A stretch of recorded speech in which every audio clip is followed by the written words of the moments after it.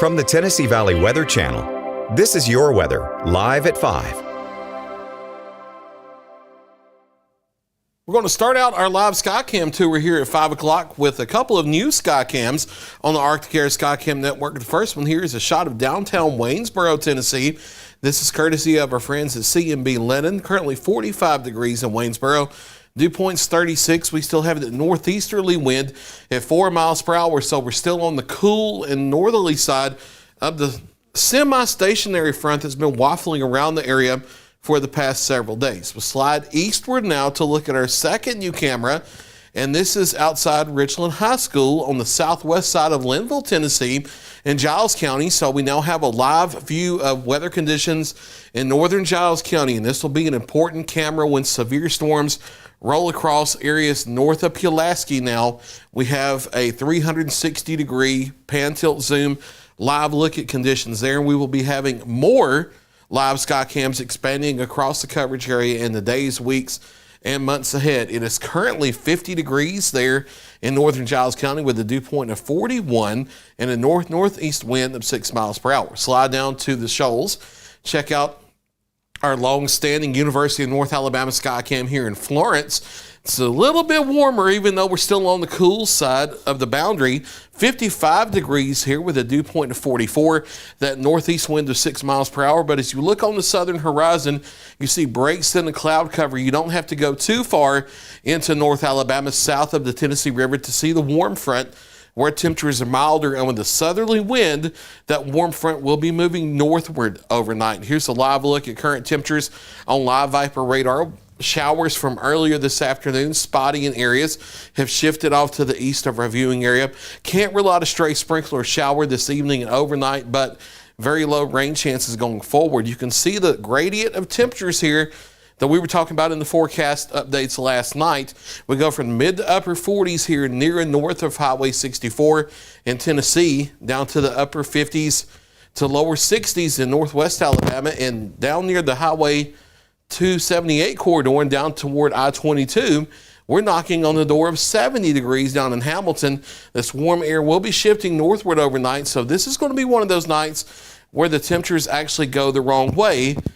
The temperatures we have right now will likely be the coolest that you see for the overnight hours as we warm up later into the overnight. Here is the installed frontal boundary, but it will be lifting north as a warm front during the overnight. Clouds have been socked in across the area, but they will start to break up later into the overnight. We'll start to get a gusty south to southwest wind as we head deeper into the overnight. You can see those winds as we head deeper into the overnight, and especially early morning hours, becoming more southerly, sustained 7 to 10 miles per hour, gust 15, 20, maybe 25 toward daybreak. Temperatures warming out of the 40s into the 50s, and maybe a couple degrees warmer than even what you see here. The model is behind reality by a couple degrees.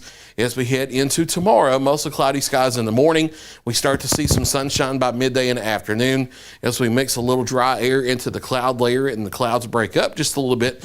Gusty southwest wind tomorrow. It's going to be sustained at 15 to 20, but gusts as high as 25, maybe 30 possible. As we get into the afternoon, I expect daytime highs up into the low to mid 70s area wide. I think Futurecast underdoing the temperatures here in the southwest flow across southern middle Tennessee. It did that several times earlier this week, underdoing temperatures by a few degrees in similar conditions to what we will have tomorrow afternoon. So I expect 70s area wide. As we get closer to sunset in the evening hours, showers start to move in from the north, maybe a stray rumble of thunder, but not really expecting much in the way of thunderstorms. That shifts southward into the area overnight with this cold front moving through. Showers taper off in the morning hours of Sunday, but we're back to cooler air with highs in the 50s. And then that front's going to play a big role in the weather going into next week as it washes out near the area, multiple disturbances right along, and give us chances for heavy rain. The first of several rounds will start as we head into late Monday night and Tuesday morning, and that continues across the area. More chances as we head deeper into next week. We'll talk about that setup here in just a second. So one more really warm day across the area, and then we're back to seasonally cool weather. Everything's above freezing the next 7 days, but we are shifting back to cooler temperatures, more of what you would expect this time of year, maybe just a little bit below average.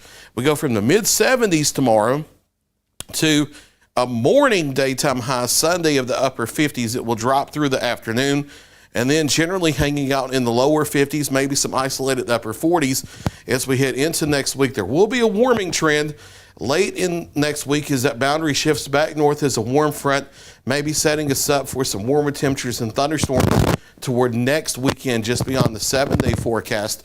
But what's going to happen here next week is that frontal boundary waffles north and south with disturbances riding along it. So there will be multiple rounds of heavy rain next week. The first one starting early Tuesday morning, going through much of the day. Another one late Wednesday night into parts of Thursday.